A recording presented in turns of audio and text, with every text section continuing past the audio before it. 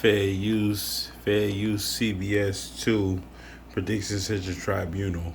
Now, here's my judgment on New York City and the landlords. The landlords are doing what they're supposed to do.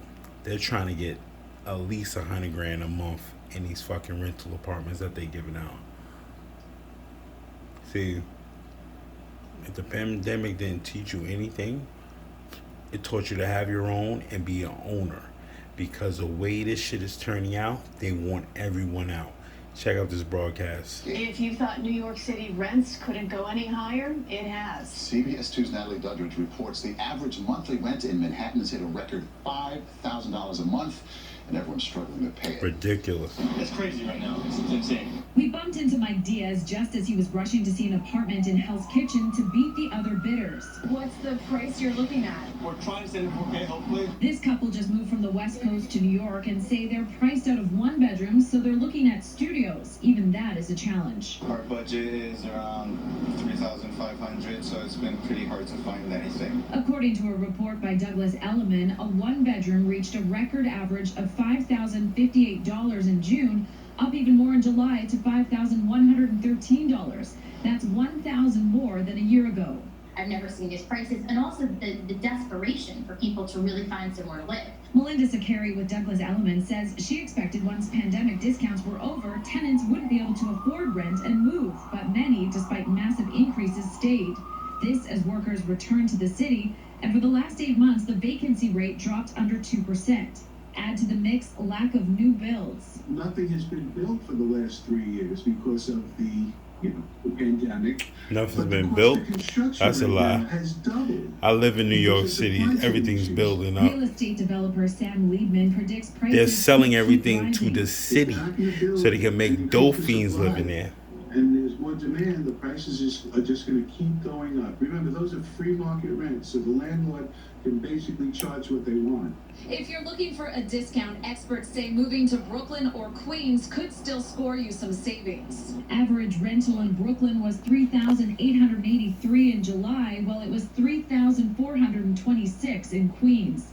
These guys were too busy moving out to stop and talk, but told us with the rents sky high, they're going back home to live with their parents.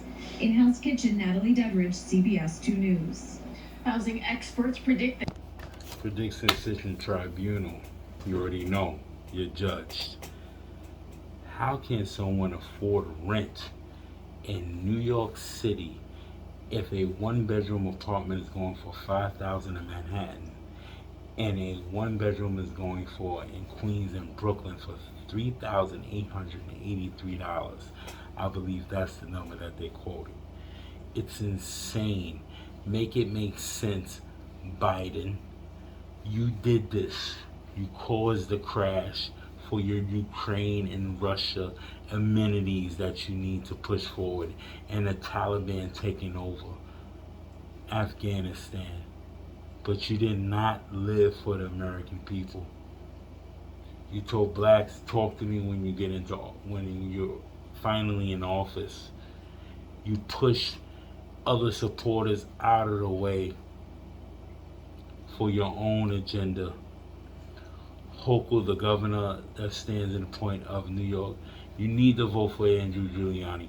Governor Hochul doesn't care for none of us. She's a Democratic skank and a pawn that's being used in this situation.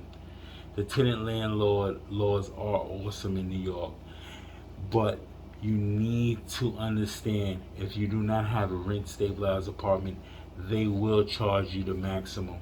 The maximum is $5,138 for a one bedroom, and it gets lower for a studio. I can imagine if 2 or 3 bedrooms is up to about $6 or $7 grand.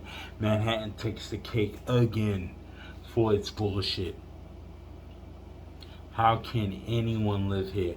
We will go back living with your parents, and it's perfectly fine to live with your parents, because who the fuck is going to pay $3,800 for a fucking studio or a micro apartment?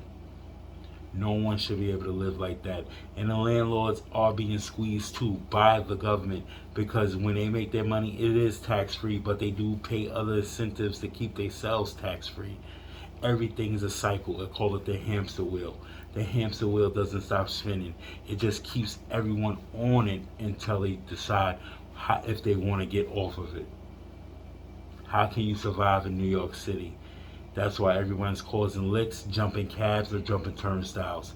It doesn't make any sense. Make it make sense, Governor Hochul. Make it make sense, Eric Adams. You are not holding the people together, and you're not holding the ones accountable for these injustice that they're doing to all of us.